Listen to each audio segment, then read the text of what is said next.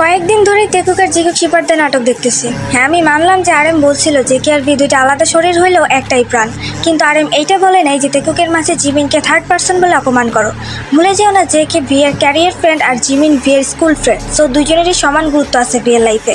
আর জিকুক শিপাররা বলতেছো যে JK choice এতটাও খারাপ না যে সে ভি কে চয়েস করবে। মানে কি ভাই, তোমরা কি ভুলে গেছো the most handsome man in the world হচ্ছে আমাদের ভি? তো জেকের চয়েস খারাপ কেমনে হইলো? তেকুক ফ্রেন্ডশিপ যে কতটা রিয়াল সেটা আমরা আর্মিরা ভালো করেই জানি, কারণ তেকুক ফ্রেন্ডশিপের জন্য আলাদা একটা ডে পালন করা হয়। কিন্তু তার মানে এইটা না যে জিমিন তাদের মধ্যে থার্ড পার্সন, আর তাছাড়াও ওরা 7 জনই হচ্ছে বেস্ট ফ্রেন্ড। এখন আর্মিদের মধ্যে দেখা যায় কেউ তেকুক বেশি লাইক করে, কেউ জিকুক, কেউ ইউনমিন, কেউ ভিমিন, কেউ নামজিন, কেউ সব বেশি লাইক করে।